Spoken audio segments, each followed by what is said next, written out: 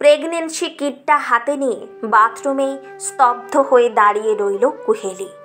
না, এবারেও হলো না। আজ 7 বছরে এই নিয়ে 8 বার। কি বলবে সে অনিমেষকে? প্রতি মাসে মনের সাথে সাথে শরীরেও যে রক্তক্ষরণ হয় তার, সেটা অনিয়মিত। তাই এই 8 বার স্বাভাবিকের চাইতে সময়সীমা একটু বেশি পার হয়ে যাওয়ার জন্য অনেক আশা করেও সে প্রতিবারই প্রতারিত। অনিমেষ তাকে ডাক্তার দেখিয়েছে বেশ কয়েকবার। প্রতিবারই তারা বলেছেন সমস্যা একটু থাকলেও মা হতে কোনো বাধা তার দিক থেকে নেই। অনিমেষ কিন্তু এই ব্যাপারে বেশ পুরনোপন্থী। তার উপরে বাড়িতে তপ্ত কড়াই ফোড়ন ছাড়ার মতো আরেকজন মহিলা রয়েছেন, তার শাশুড়ি। তার মতে ওই শারীরিক ত্রুটি কেবলমাত্র মহিলাদেরই হয়, পুরুষের ক্ষেত্রে এই ঘটনা ঘটে না। অনিমেষও এই ব্যাপারে মায়ের সাথে একই মত, অন্তত বাড়িতে তো বটেই। ওর নির্লিপ্ত মুখ দেখে কুহেলির এখন মাঝে মাঝে ওকেও সন্দেহ হয়। আজ 2 মাস হলো তার শরীরে বর্ষা নামেনি। ইদানিং অনিমেষ তার প্রতি দায়িত্ব বা আকর্ষণ কিছুই দেখায় না। এত নির্জীব সম্পর্কে সন্তান আসা দুষ্কর। শুধু জৈবিক তাড়নার ওপরে নির্ভর করে নিষ্প্রাণ জীবনে একটা সম্পর্কে এই আশা করা নিষ্ফল। শাশুড়িমা আজকাল তার সাথে ভালো করে কথাও বলেন না। বংশধর না আসার দায় তিনি পুরোপুরি কুহেলির ওপরেই চাপিয়ে দিয়েছেন। তার মতে এই মেয়ের পাল্লায় পড়ে তার একমাত্র ছেলের জীবন জাহান্নামে গিয়েছে। শুধু তার জন্যই পরিবার পুণ্যাম নরক দর্শন করবে।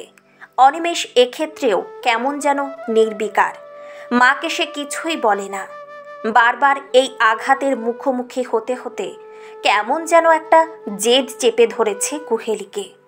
সে তো শুধু গৃহবধূ নয়, রীতিমতো মোটা অঙ্কের মাইনের চাকরি করে সে।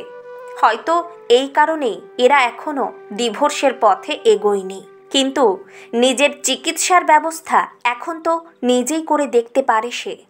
এবার তো তার জানা দরকার এই ঘটনার জন্য প্রকৃত দায়ী কে। সারা রাত উত্তেজনায় ঘুম এলো না তার। অনিমেষ পাশে শুয়ে মরার মতো ঘুমোচ্ছে। তাদের পারস্পরিক সম্পর্ক এখন এই রকমই। কদাচিৎ জৈবিক তাগিদ ছাড়া পরস্পরের মন তো দূরের কথা, শরীরটাও একে অপরকে স্পর্শ করে না। এতে কুহেলি এখন আর তেমন কিছু মনে করে না। মনটাই মরে গেছে তার। মধ্যবিত্ত সমাজের এই এক জ্বালা। নেহাত দেওয়ালে পিঠ না ঠেকলে মানুষ নিজের জন্য কোনো স্বাধীন চিন্তা করতেও ভয় পায়। তাই শুধু সংসারের খাঁচার কঙ্কাল বয়ে বেড়াতে হয়। পরদিন অফিসে বেরোনোর সময় শাশুড়ির ঘরের সামনে গিয়ে দাঁড়ায় কুহেলি। মা, আজ অফিস থেকে ফিরতে আমার একটু দেরি হবে, এক জায়গায় যাওয়ার কথা আছে। সারা রাত বাড়িতে না ফিরলেই বা ক্ষতি কি আছে বৌমা? সংসারে তো কোনো পিছুটান তৈরি হয়নি তোমার, উড়ে উড়ে বেড়াতেই পারো। মাঝখান থেকে আমাদের শান্তির সংসারটা নষ্ট করে দিলে মা। আর কথা বাড়ায় না কুহেলি, অফিসের পথে পা বাড়ায়। আজ বিকেল 4টে নাগাদ অফিস থেকে বেরিয়ে পড়তে হবে, তেমনই বলা আছে সায়নিকাকে। পার্ক স্ট্রিট থেকে এলগিন রোড পৌঁছতে তো বেশ কিছুটা সময় লাগে। জ্যাম ঠেলে ফার্টিলিটি ক্লিনিকে ওরা যখন গিয়ে পৌঁছলো 5টা বেজে গেছে। ডক্টর শালিনী বোস সময় মতো ভেতরে ডেকে নিলেন ওদের। তার সহকর্মী রুটিন মাফিক কিছু প্রশ্ন উত্তর একটা ফর্মে লিখে নিল। তারপরে ডক্টর বোসের সাথে কথাবার্তা শুরু হলো। অমায়িক মধ্যবয়স্ক এই ডাক্তার কলকাতা শহরের স্ত্রীরোগ বিশেষজ্ঞ হিসেবে এর মধ্যেই বেশ নাম ছড়িয়েছেন। এর ঠিকানা সায়নিকায় জোগাড় করেছে। মৃদু হাসলেন ডক্টর বোস। কাগজপত্র দেখে আপনার শারীরিক সমস্যার কথা বুঝতে পেরেছি।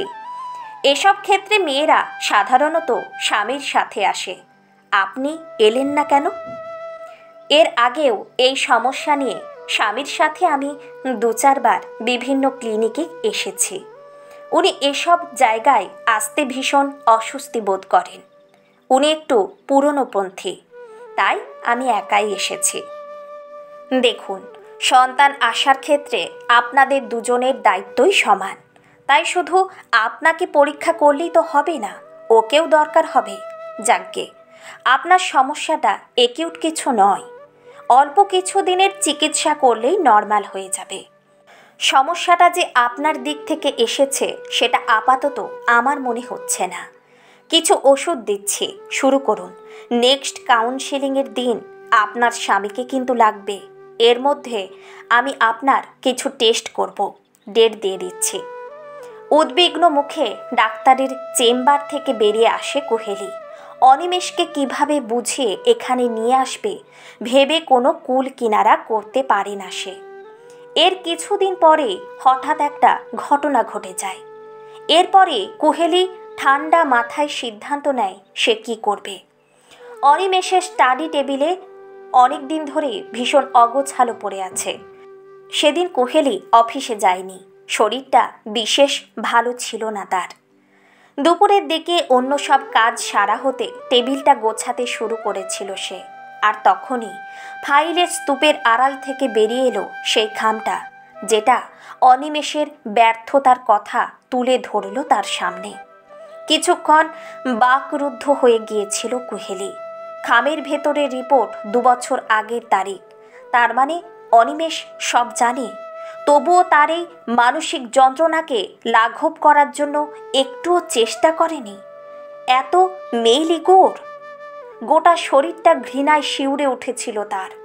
এতদিন ধরে সে এমন একটা মানুষের সাথে বিছানা ভাগ করে এসেছে, সে শুধু দেহ নয়, মনেও ক্লিব। মাত্র কয়েক মুহূর্ত, তারপরে মনের সব জড়তা ঝেড়ে ফেলে কুহেলি। না, এভাবে হেরে গেলে তো চলবে না, এদের ব্যবহারের উচিত জবাব তাকে দিতেই হবে। ভেঙে পড়া মানে তো যুদ্ধক্ষেত্র থেকে পিঠ দেখিয়ে পালিয়ে যাওয়া। নিজের মোবাইলে রিপোর্টটা একটা ছবি তুলে নিয়ে সেটা আবার যথাস্থানে রেখে দেয় সে। সেই সপ্তাহেই ডক্টর বোসের অ্যাপয়েন্টমেন্ট নেয় কুহেলি। এবার সায়নিকার সাথে নয়, একাই যায় সে সেখানে। এরপরে তো জীবনের নিয়মেই, জীবনের কণ্টকবহুল পথে একাই চলতে হবে তাকে। চেম্বারে ডক্টর বোস একাই ছিলেন। কুহেলি চেয়ার টেনে বসার পরে তিনি সপ্রশ্ন দৃষ্টিতে তার দিকে তাকালেন। কুহেলি তার মোবাইলের ফটো গ্যালারি ওপেন করে তার দিকে বাড়িয়ে দিল। মনোযোগ সহকারে সেটা দেখে তিনি সেটা তাকে ফেরত দিলেন। একটু কষ্টের হাসি হেসে বললেন, এটাই হয়। শিক্ষিত সমাজেও আজও এক্ষেত্রে মেয়েরাই বলির পাঁঠা। তবে আশার কথা, তোমার শারীরিক অবস্থা এখন অনেক ভালো। এবার কি করবে ঠিক করলে? আপনার সন্ধানে কোনো স্পার্ম ডোনার আছে? শেষ পর্যন্ত সাহস থাকবে তো? ওই শ্বশুর বাড়িতেই তো তোমাকে থাকতে হবে। আমি তো ওদের উপরে নির্ভরশীল নই ডক্টর। এখনই কি আমি একলা নই? দরকার হলে একাই লড়ব। আপনি ব্যবস্থা করুন, আমি পারব। হাত বাড়িয়ে দেন ডক্টর বোস। মুখে তার উজ্জ্বল হাসি। বলে ওঠেন, just keep up the spirit my girl, I am always there with you. 4 মাস পরের ঘটনা। অফিস থেকে ফিরে কুহেলি একটা খাম তার শাশুড়ির দিকে বাড়িয়ে দিল। খামটা খুলে দেখে তার মুখ উজ্জ্বল হয়ে উঠল। যাক বাবা, এতদিনে আমার ছেলের বদনাম কাটল। তুমি তো এতদিন যা নয় তাই বলতে ওকে। আরে বাবা, পুরুষ মানুষই হয়, বিশ্বাস হলো তো এতদিনে? বিদ্রুপের হাসি হেসে নিজের ঘরের দিকে এগোয় কুহেলি। এরাই হলো কলিযুগের গান্ধারী। সব কিছু আঁচ করেও চোখে কালো কাপড় বেঁধে থাকতে ভালোবাসে। রাতে শোবার ঘরে এসে বোমা ফাটার মতো ফেটে পড়ল অনিমেষ। দাঁতে দাঁত পিষতে থাকে সে। নষ্ট মেয়ে মানুষ কথাকার! অফিসে চাকরি করতে যাস না মজা লুটতে? লজ্জা করল না তোর? কি করে এসেছিস সেটা কি তুই নিজেই ভালো মতো জানিস? ওই নোংরামির ফল এই বাড়িতে ঘুরে বেড়াবে ভেবেছিস? আমার প্রাণ থাকতে আমি তা হতে দেব না। চোয়াল শক্ত হয়ে আসে কুহেলির। অনিমেষের উদ্যত হাত ধরে উল্টো দিকে ঘুরিয়ে দেয় সে। আস্তে আস্তে কথা বলো, হ্যাঁ, আমি কি করেছি আমি ভালোভাবেই জানি, ঠিক যেমন তুমি অনেক দিন আগে থেকেই জানো তুমি আমাকে ঠকাচ্ছ। আমার কাজের কৈফিয়ত আমি অন্তত তোমার মতো একজন অক্ষম পুরুষকে দেব না। সত্যি কথাটা স্বীকার করতে যার এত ভয়, ভয় পেও না। আমার সন্তান মিথ্যার ঘেরা এই পরিবেশে পৃথিবীর আলো দেখবে না। তাকে আমি সত্যিকারের মানুষের জীবন দেব। কাল থেকে তোমার আর আমার পথ আলাদা হয়ে যাবে। ডিভোর্স পেপার ঠিক সময়ে তোমার কাছে পৌঁছে যাবে। হতবম্ব অনিমেষকে ঘরে রেখে বিছানা থেকে একটা চাদর তুলে নেয় কুহেলি। আজ রাতটা সে ড্রয়িং রুমেই কাটাবে। ভোরের আলো ফুটছে। ট্রলি ব্যাগ টানতে টানতে ট্যাক্সি স্ট্যান্ডের দিকে এগিয়ে চলেছে এক সংকল্পে অটুট নারী। তাকে এখন থেকে প্রতিনিয়ত লড়াই করে বাঁচতে হবে, কিন্তু সে কিছুতেই হারবে না। সে তো মা, সন্তানের মাথায় বটবৃক্ষের ছায়া হতে হবে তাকে। গড়ে দিতে হবে তার সত্যিকারের মেরুদণ্ড। মায়েরা হারে না, মায়েদের হারতে নেই।